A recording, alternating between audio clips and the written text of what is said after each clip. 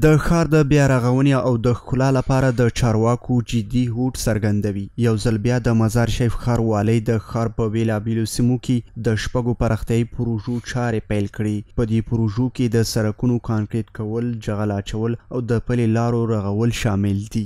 د ښاروالۍ د مسؤلینو په وینا په دغو پروژو 100 میلیونه افغانۍ لګښت راځي چې د دو پروژو لګښت د ښاروالۍ له پراختیایي بودیجې څخه او د 4 نورو پروژو لګښت د یونیسف ادارې لخوا ورکول کیږي.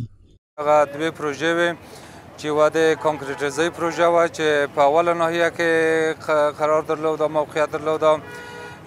د دو سرک اوږدوالی 450 متره و، د دواړو عرض چې و 7 متره و، دواړو خواو ته کانالونه و 50 په 50 کې او د دو بودیجه تقریبا 4 میلیون افغانۍ و او په نوي ورځو کې به انشاءالله هغه پروژه تکمیل شي.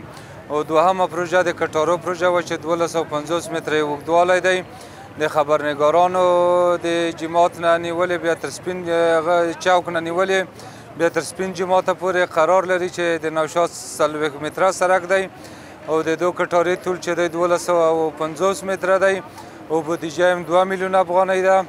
او د یونیفس د پروژو په ارتباط باید ووایم چې د هغوی یوه پروژه 1 کیلومتر سرک جغل اندازي وه چې تقریبا بودیجه 7 میلیون افغانۍ وه او دوه پروژې چې وې دغو 2000 متره اوږدوالی پیاده رو وه چې بودیجه تقریبا په ټوله کې 11 میلیون افغانۍ د یونیفس د پروژو بودیجه کېدله چې تر 300 نفرو زیات په دغو پروژه کې په کار باندې بوخت دي او انشاءالله 3 میاشتو په موده کې به دغه پروژې تکمیل شي. ورته مهال ځینې وایي د دغو پروژو پلي کول نه یوازې ښاري زیربناو د پیاوړتیا بلکې د هیوادوالو د ټولنیزو ستونزو په حل کې هم مرسته کوي. انشاءالله الرحمن به شمول شخص شهروال صاحب محترم، همه مسئولین شهروالی، انجینر صاحبایشان از این در واقعیت هم از این برای میبرند که در شب روز در خدمت مردم باشه، خدمت این شهروندان را بکنه.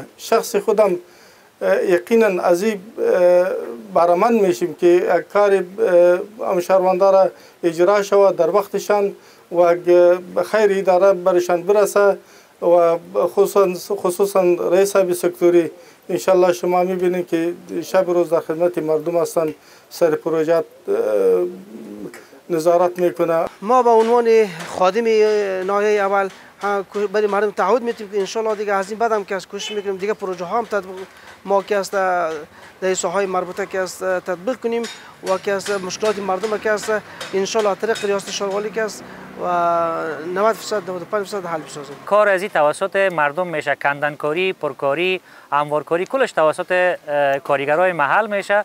فقط یک موضوع رولرش یا لنگرش توسط ماشین میشه، دیگه تمام کار توسط کارگر صحابی میشه. د یادونې وړ ده چې د مزار شریف ښاروالۍ سږکال 43 پراختیایي پروژې په پام کې لري چې د دغو پروژو په پلي کېدو به د ښاري زیربناو او د ښاریانو ته د ټولنیزو ستونزو حل کولو کې مثبتې پایلې ولري.